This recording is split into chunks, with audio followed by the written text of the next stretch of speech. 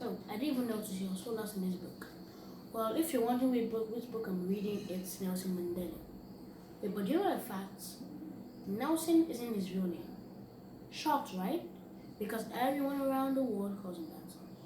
He has a village name, a native name that's really hard to pronounce, so I'm not gonna mention it in this video.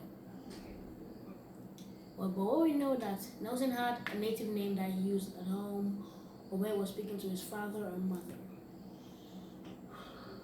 When Nelson grew up, his life was fine, but he didn't go to school. But what he did was, okay, he herded cattle, just played into the evening, he came back home. That cycle just repeats itself. But trouble came when other people came and settled in the native South Africans' home.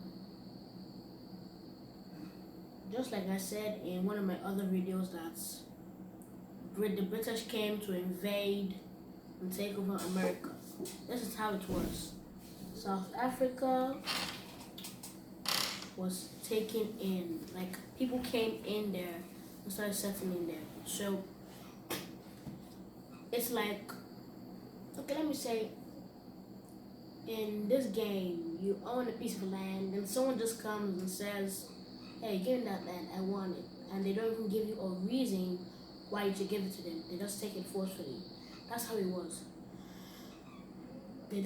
The whites just came and took the land away from them. No, they didn't take it away from them. They just settled there. They started thinking that blacks were inferior to them.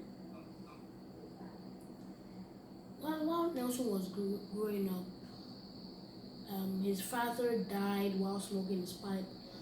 So his mother could not take care of him alone. So since his father was the advisor of the king said that young Mandela should come and stay with him. So they started living together. Mandela went to a school next door, the Great Palace, and when he was done at school, he came back and danced the evenings away with the beautiful singing. At that point, his hero was, okay, let me just pronounce the king's name. It might seem funny, but don't blame me. King John Gitiba. So Mandela's hero was King John Gitiba's son Justice, who was 4 years old. It came to a point where they had to become circumcised. They may be turned into men.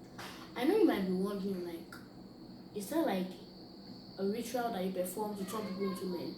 No, it was just one of the cultures that when people reach a certain age, they have to be like, okay, so when people reach a certain age, they will be moved into a grass hut where they will be staying until the day of the circumcision.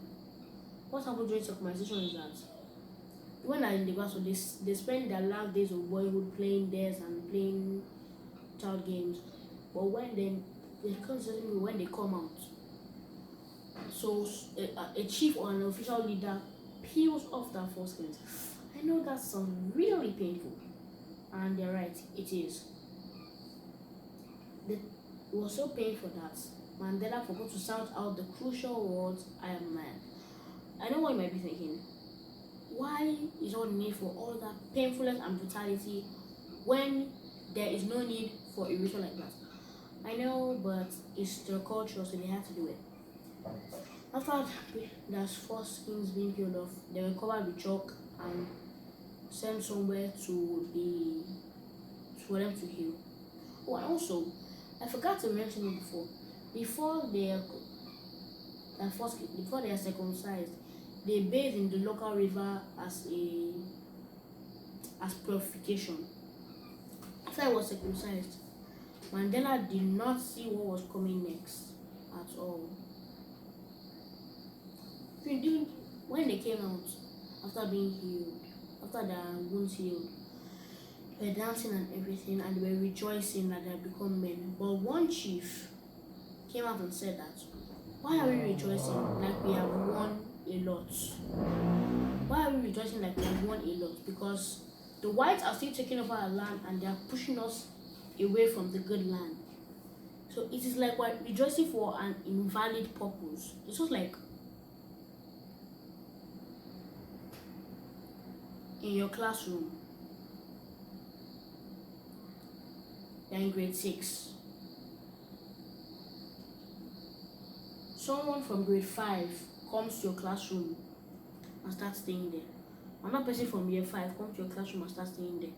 They keep piling up and they're now pushing you back to one corner where all of you have to sit tightly together, and still you're still rejoicing. That's for an invalid purpose, because it's like you're happy in vain.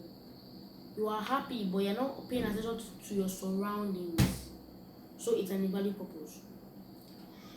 And Madela seriously was surprised when King John Gitiba said that they should get married. He was really surprised, and they had already arranged the brides for them. They knew that they couldn't defy the king's orders. They knew the best way was to run away. So they packed their bags and ran away to the city. They had to struggle to find jobs, but justice was able to cope.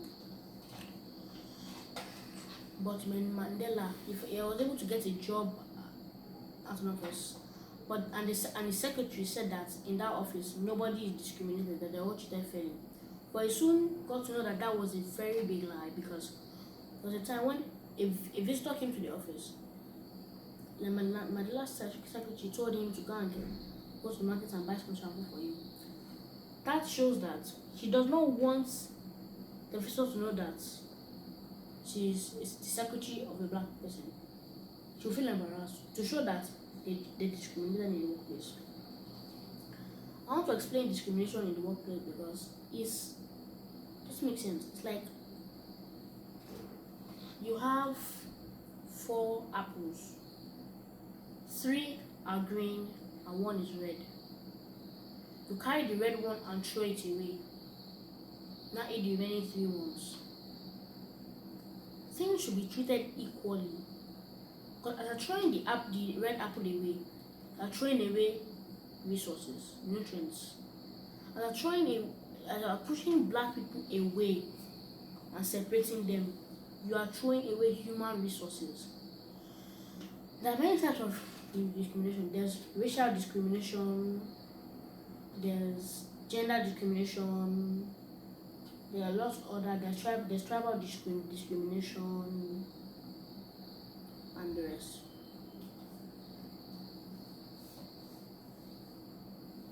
When during that period, Mandela found out that the discrimination was happening everywhere, because in South Africa, can you imagine this? In a bus, you know that in some buses, when you enter, there's one side like this with chairs, and one side like this with chairs.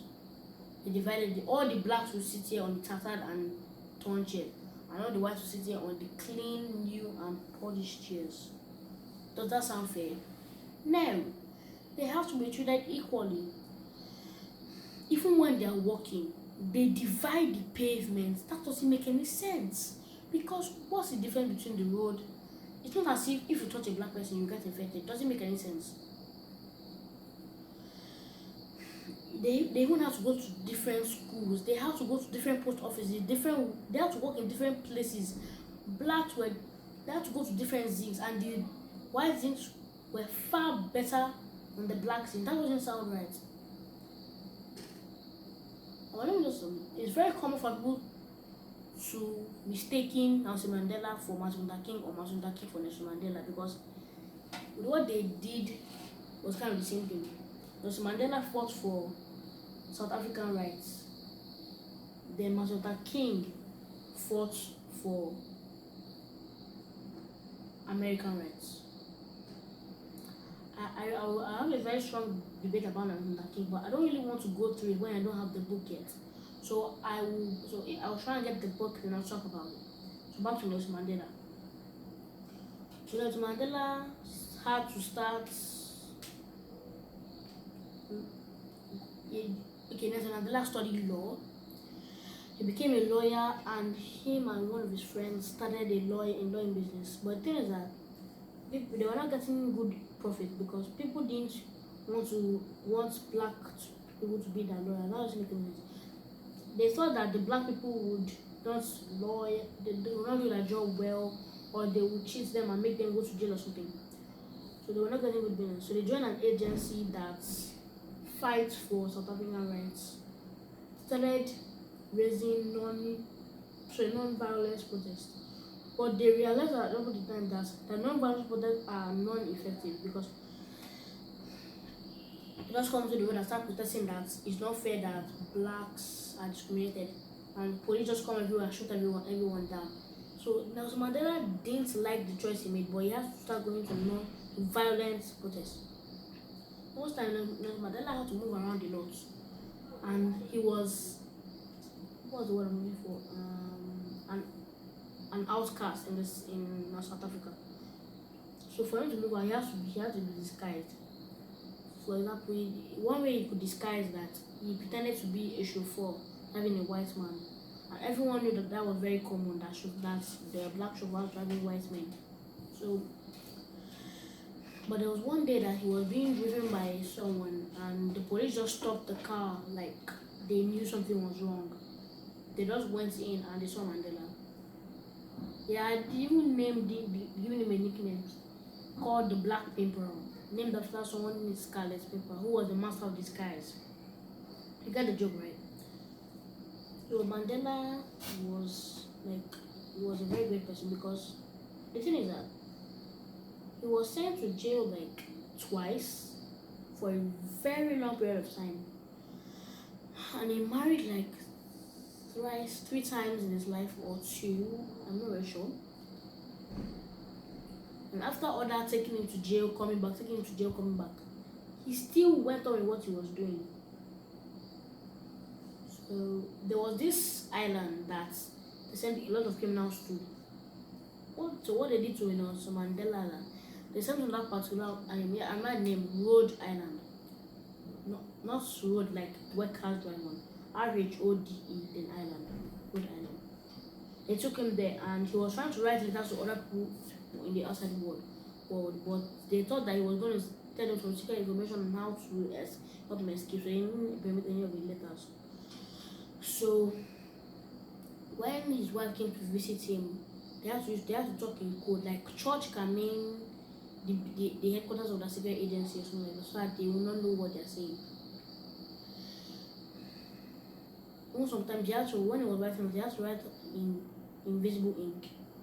So he was able to get out of Rhode Island. He died at the age of 95, 2013, 5th. So that is the end of Nelson Mandela's biography. Next, I may not really talk about Martin Luther King next, but I'm going to talk about Nigerian civil rights fighters or Nigerian past leaders. So see you next time, and wait for my next video.